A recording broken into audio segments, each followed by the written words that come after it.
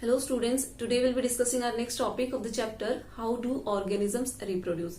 First we'll talk about puberty and also some changes which occur during the time of puberty or during onset of puberty. We have already discussed about sexual reproduction in flowering plants, pollination and agents of pollination. All these we have already discussed in our previous lecture. Today our main focus will be human reproduction.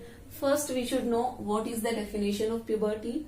It is the time period when immature reproductive system becomes mature to form male and female gamete. ये एक ऐसा time period है तब एक immature reproductive system mature हो जाता है, क्या फॉर्म करने के लिए, mail and female gamete form करने के लिए मैच्योर हो जाता है. ठीक है. एंड ऑनसेट ऑफ प्यूबर्टी कब है, मतलब जो स्टार्टिंग ऑफ प्यूबर्टी है वो किस एज में होती है.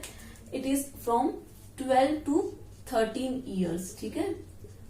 It may very from 1 to 2 year in boys, मतलब बॉयज में 1 से 2 साल का ये डिफर कर सकती है, वेरी कर सकती है, मतलब कि लेट आती है बॉयज में age compare to the girls.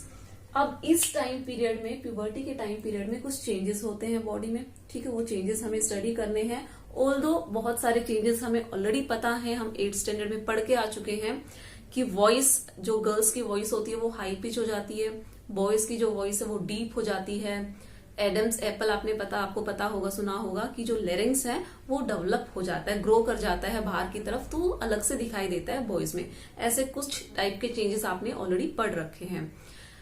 Hormones secretion active हो जाता है, आप कह सकते हो. उस वक्त हमारे जो ग्लैंड्स हैं वो एक्टिव हो जाते हैं to synthesise and to secrete some hormones, और उन्हीं की वजह से ये सारे चेंजेस हमें देखने को मिलते हैं.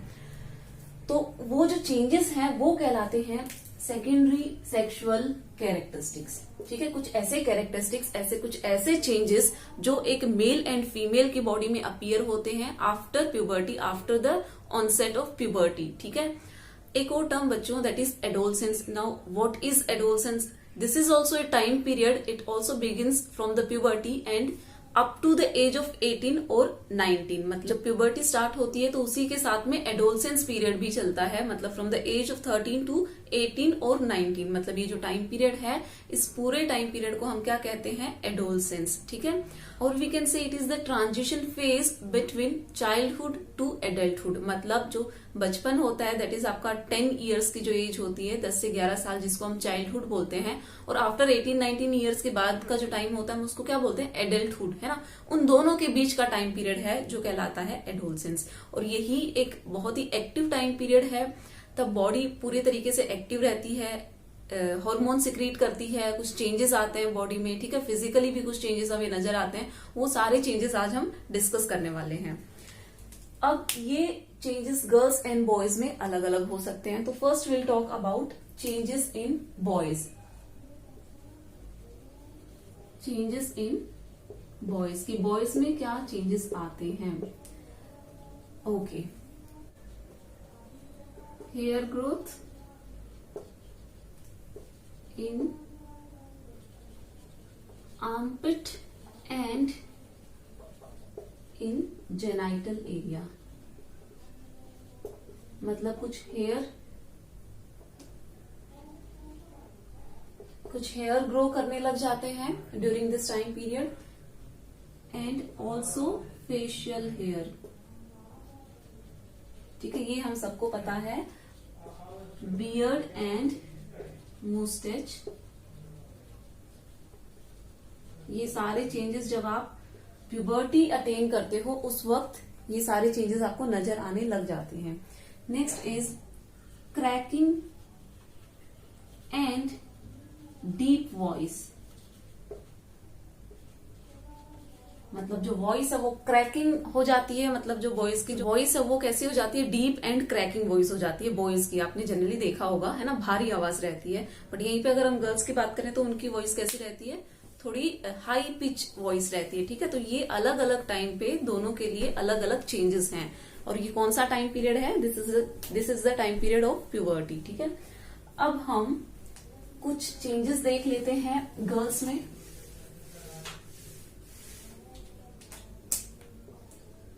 Changes in girls.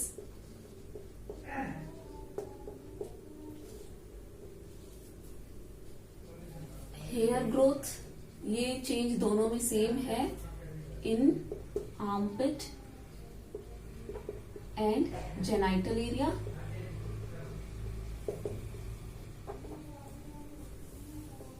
Next we'll talk about voice, that is high pitch voice.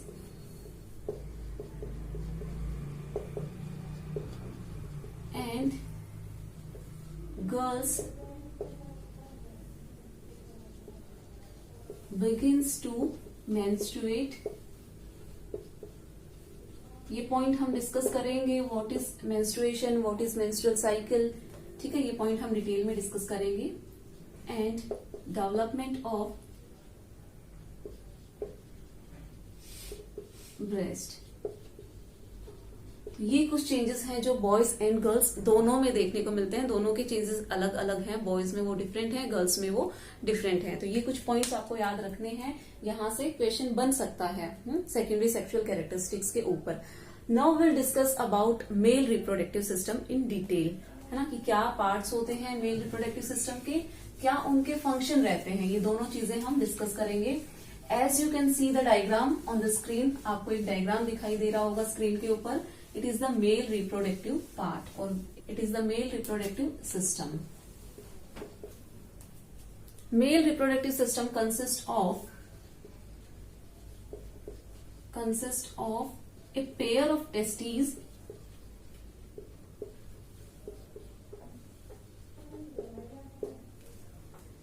vas deferens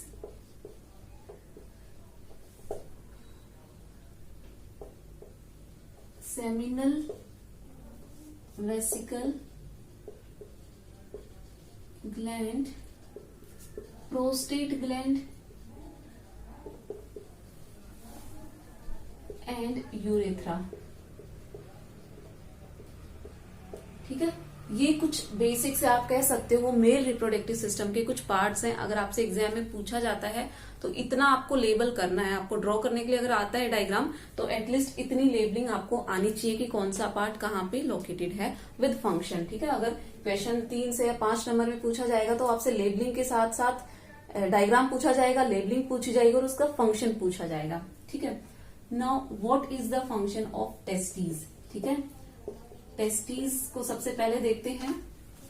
synthesis of sperms. ठीक है, मतलब स्पर्म का सिंथेसिस कहाँ हो रहा है, टेस्टीज में. अब हमें एक चीज और डिस्कस करनी है टेस्टीज के बारे में. They are located outside the body in a structure called scrotum. ठीक है, testes are located outside body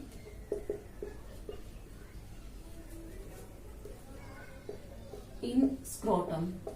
ठीक है, अब इसका रीजन क्या है कि क्यों ये आउटसाइड बॉडी लोकेटेड रहती हैं, तो इसका रीजन इसी के आगे लिखेंगे. बिकॉज स्पर्म प्रोडक्शन रिक्वायर्स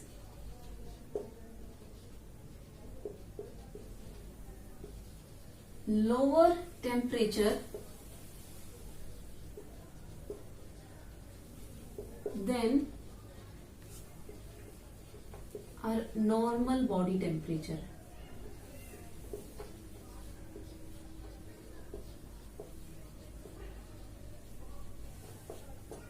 ठीक है, ये पॉइंट क्या कह रहा है कि जो स्क्रोटम है वो आउटसाइड बॉडी क्यों लोकेटेड है, क्योंकि हमें पता है टेस्टिस में स्पर्म का प्रोडक्शन हो रहा है और उस स्पर्म के प्रोडक्शन के लिए जो टेम्परेचर है, जो नॉर्मल बॉडी टेम्परेचर है दैट इज 37 डिग्री सेल्सियस, उससे कम टेम्परेचर चाहिए. मतलब 1 से 1.5 डिग्री थोड़ा कम टेम्परेचर चाहिए होता है. तो आप कह सकते हो 35 एंड 35 डिग्री सेल्सियस उसका टेम्परेचर होना चाहिए for the synthesis of sperm. तो यही रीजन है that scrotum is testis are located in the scrotum outside the body.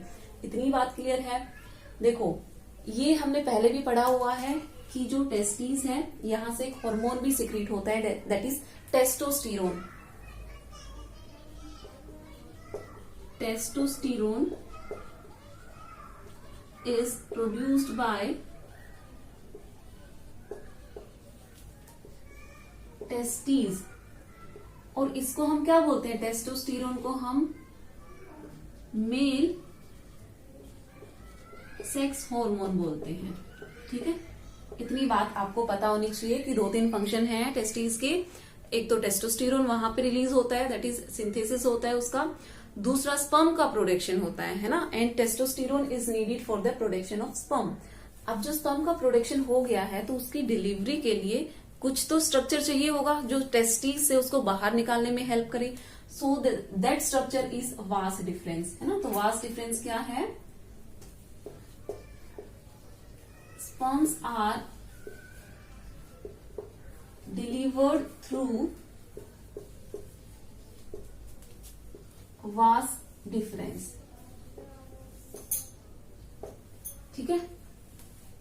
अब जो 2 ग्लैंड के बारे में हमने पढ़ा है, seminal vesicle and prostate gland, उनका क्या रोल है? यहां तक हमने 2 मेजर पार्ट्स का रोल तो हमने देख लिया है। अब हम देखते हैं उनका क्या रोल है।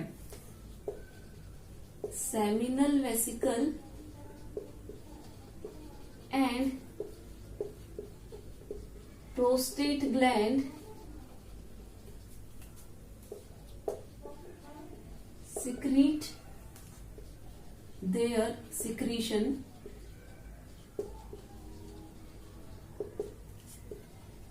in vas difference। अब ये लाइन कहती है कि जो प्रोस्टेट ग्लैंड है एंड सेमिनल वेसिकल ग्लैंड है, ये अपना सिक्रीशन कहाँ डिलीवर कर रहे हैं? वास डिफरेंस में। तो क्या इसका मकसद क्या है? क्यों ये अपना सिक्रीशन वहां पे सिक्रीट कर रहे हैं? तो इसका फंक्शन है for providing fluid medium and nourishment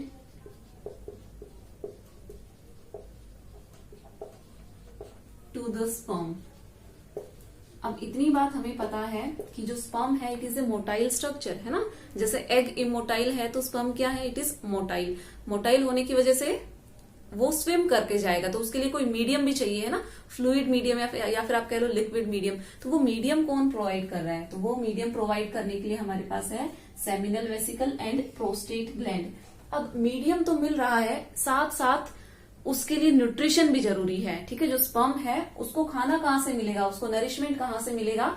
तो नरिशमेंट भी उसको prostate gland and seminal vesicle के सिक्रीशन से ही मिलेगा। तो ये बहुत इंपॉर्टेंट पॉइंट है कि what is the role of seminal vesicle and prostate gland. इन दोनों का रोल इक्वली इंपॉर्टेंट है जितना कि एक वास डिफरेंस एंड टेस्टीज का जो रोल है, ठीक है। तो आप इन 4 पॉइंट में से कोई भी चीज मिस नहीं कर सकते हो। 4 स्ट्रक्चर हमने स्टडी किए हैं in the male reproductive system और चारों का फंक्शन हमने देखा है। अब आप स्क्रीन पे डायग्राम देखिए, आपके लिए ये जो डायग्राम है, इस डायग्राम में आप क्लियरली देख सकते हो लेबलिंग की where is scrotum located, testes की पोजीशन देखिए, वास डिफरेंस दिखाई दे रहा होगा एंड सेमिनल वेसिकल, ठीक है। अब एक स्ट्रक्चर और बच जाता है, दैट इज यूरेथ्रा, है ना।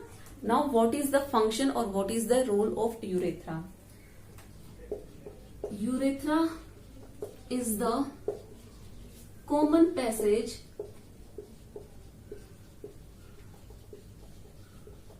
For urine and sperm. मतलब जो यूरिन एंड स्पर्म है उनके लिए कॉमन पैसेज का फंक्शन करता है कौन? यूरेथ्रा। तो यहाँ पे ये पूरा सिस्टम कंप्लीट होता है। जब भी आपसे ये क्वेश्चन पूछा जाएगा तो एटलीस्ट इतनी चीजें आप इसमें कंसिडर करोगे, इतनी चीजें आप इसमें बताओगे। Next will talk about female reproductive system. Now will talk about female reproductive system. Female reproductive system consist of a pair of ovaries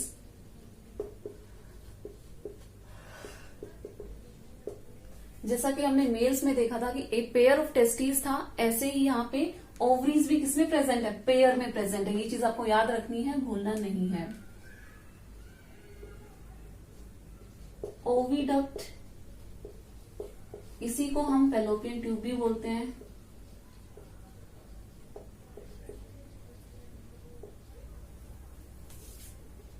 and uterus, ठीक है।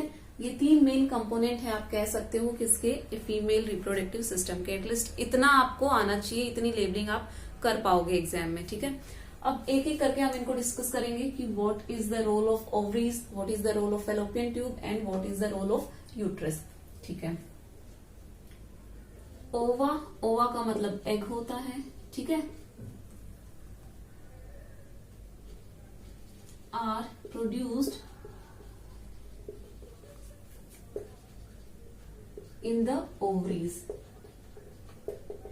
ठीक है। इतनी इंफॉर्मेशन हमारे पास ऑलरेडी थी कि जो एग्स हैं या ओवा हैं they are produced in the ovary.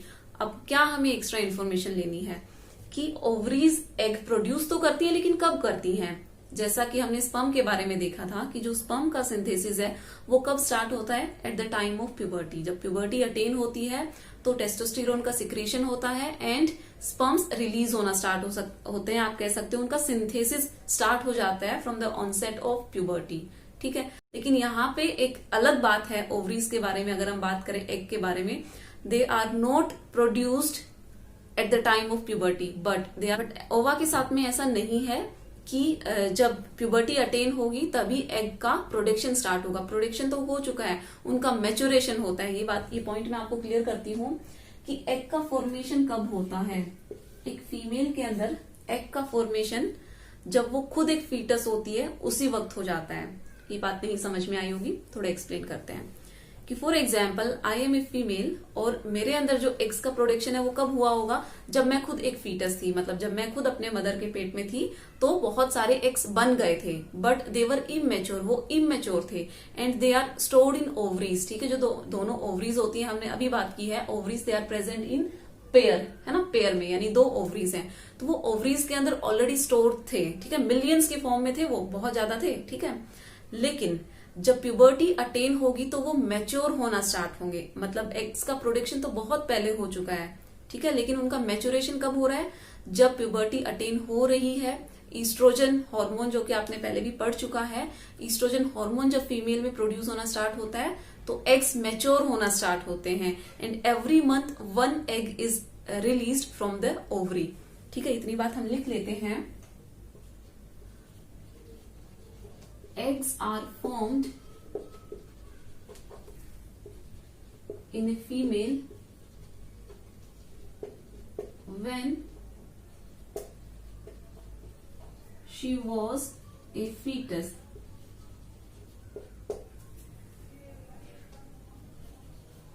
Eggs remain in ovaries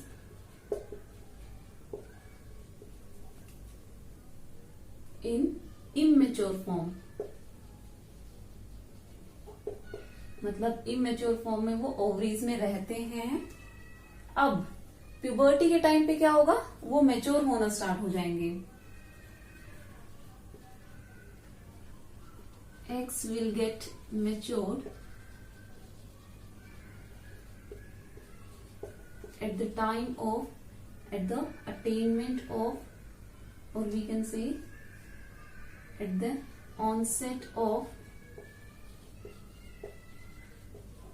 puberty, ठीक है।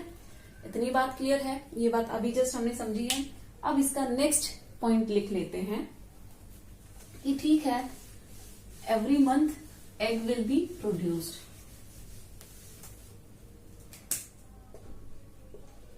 one egg will be released every month, ठीक है। अब थोड़ा सा हम स्ट्रक्चर ड्रॉ कर लेते हैं। This is ovary, this is fallopian tube, ठीक है। ये एक हमने एक रफ सा डायग्राम ड्रॉ किया है, ये ओवरी है, ठीक है। This is uterus and this is fallopian tube, ठीक है। इतना स्ट्रक्चर हमें पता है। अभी हम बात कर रहे हैं कि every month 1 egg is released from the ovary, so let us draw the egg.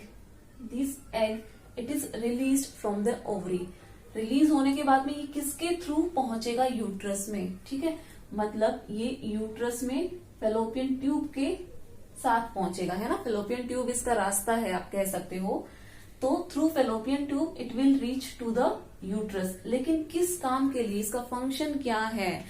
दो फंक्शन हो सकते हैं, मतलब दो इसके फेट हो सकते हैं। इफ इट गेट्स फर्टिलाइज्ड, अगर ये फर्टिलाइज हो जाता है, then it will lead to the pregnancy, ठीक है। और अगर ये फर्टिलाइज नहीं होता है तब क्या कंडीशन होगी? तो ये दोनों कंडीशन हमें स्टडी करनी है। इसके लिए आप अभी इतनी चीज याद रखो। अभी हम फैलोपियन ट्यूब के बारे में लिखते हैं।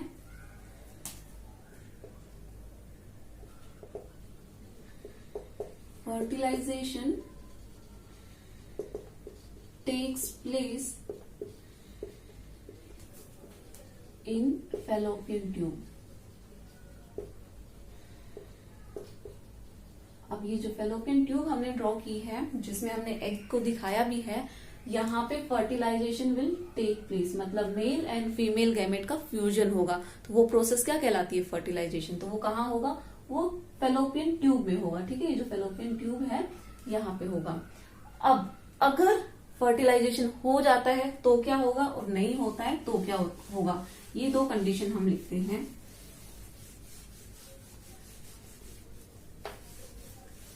इन ईदर केस, या तो फर्टिलाइजेशन होगा या नहीं होगा, यूट्रस अपना फंक्शन करेगा। अब यूट्रस का फंक्शन क्या हो सकता है?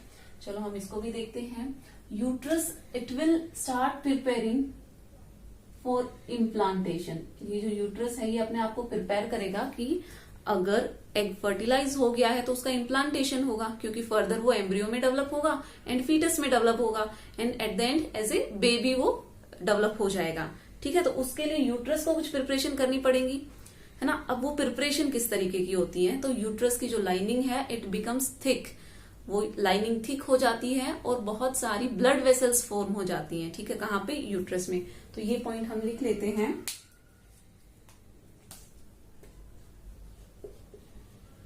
Uterus starts preparing itself for implantation। Implantation के लिए अपने आप को ये प्रिपेयर करने लग जाता है। Lining of uterus becomes thick and several blood vessels are formed। ठीक है, ये सब कहाँ हो रहा है? ये यूट्रस के अंदर हो रहा है कि यूट्रस अपने आप को प्रिपेयर कर रहा है, उसकी लाइनिंग थिक हो जा रही है और उसमें ब्लड वेसल्स फॉर्म हो रही है। इतनी बात समझ में आई। If the egg gets fertilized,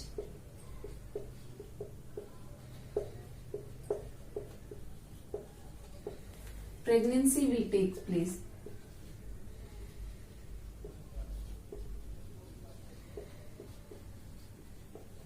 pregnancy will take place, ठीक है। अब अगर प्रेगनेंसी हो जाती है तो इम्प्लांटेशन कहाँ होना है? यूट्रस में होना है। तो इस पॉइंट को भी हम लिखेंगे।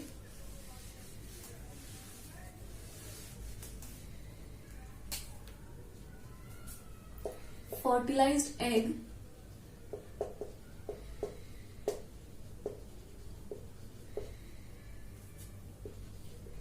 gets implanted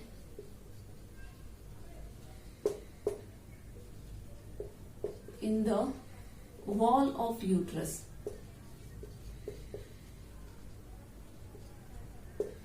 जो यूट्रस की जो वॉल है यहाँ पे इम्प्लांटेशन हो जाएगा। चलो अब आप एक इमेज देखो स्क्रीन पे। ये एक डायग्राम है ओवरी का। ओवरी से आपको एग समझ में आ गया होगा रिलीज होते हुए। उसके बाद में फैलोपियन ट्यूब के through it has got fertilised, वो फर्टिलाइजेशन हो चुका है। तो कहाँ पे इम्प्लांट हो रहा है? तो आपको दिखाई दे रहा होगा कि यूट्रस की वॉल में इसका इम्प्लांटेशन हो रहा है। जो बात हमने अभी लिखी है वही बात आपको स्क्रीन पे दिखाई दे रही है। इतनी बात क्लियर है? नेक्स्ट, अगर फर्टिलाइजेशन नहीं हुआ तो क्या होगा? अब इस वाले केस में तो फर्टिलाइजेशन हो चुका है, तो अब ये क्या एम्ब्रियो किस में डेवलप हो जाएगा? धीरे धीरे ये फीटस बनेगा और एक बेबी बन जाएगा, ठीक है। मतलब प्रेगनेंसी हो गई है तो अभी एक बेबी का डेवलपमेंट स्टार्ट हो गया है।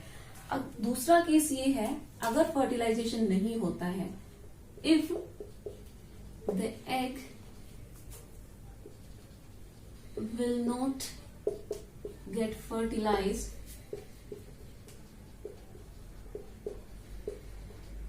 अगर फर्टिलाइज नहीं हुआ तो इम्प्लांटेशन नहीं होगा, है ना। Then there will be no implantation. इतनी बात समझ में आ गई कि अगर एग का फर्टिलाइजेशन नहीं होता है तो इम्प्लांटेशन भी नहीं होता है। लेकिन यूट्रस ने तो अपने आप को प्रिपेयर कर लिया है, उसकी वॉल जो है वो थिक हो चुकी है, ब्लड वेसल्स फॉर्म हो चुकी है, ठीक है। तो उसका क्या होगा, the lining of uterus and blood vessels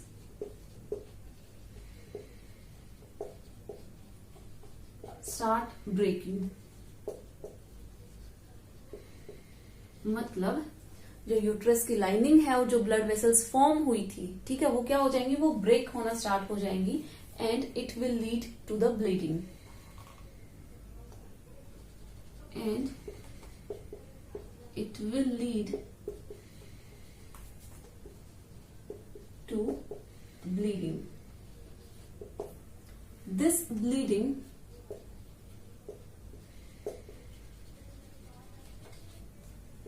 is known as menstruation. ये जो ब्लीडिंग है ये क्या कहलाती है, ये ब्लीडिंग कहलाती है मेंस्ट्रुएशन। अब स्टार्टिंग में ही हमने एक बात कही थी बच्चों कि every month 1 egg is released, कि हर मंथ एक एग रिलीज हो रहा है। तो मतलब every month if it is not getting fertilised, तो एवरी मंथ क्या होगा, every month menstruation will take place. इतनी बात क्लियर हुई। नेक्स्ट हम बात करते हैं कि ये जो मेंस्ट्रुएशन है ये कितने टाइम पीरियड तक रहता है।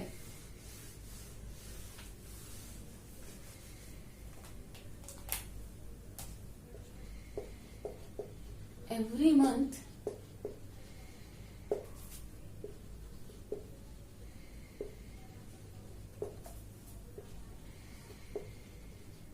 अब जो ये साइकिल है, मतलब एवरी मंथ एक एग रिलीज होगा, यूट्रस अपने आप को प्रिपेयर करेगा।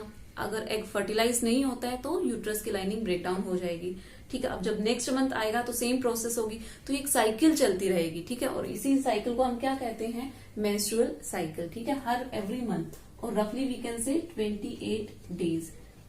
जो मेंस्ट्रुअल साइकिल होती है वो कितने डेज की होती है, जनरली डेज ऑफ 28 डेज और वी कैन से 30 डेज, रफली 1 month.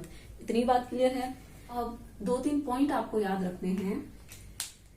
First menstruation is known as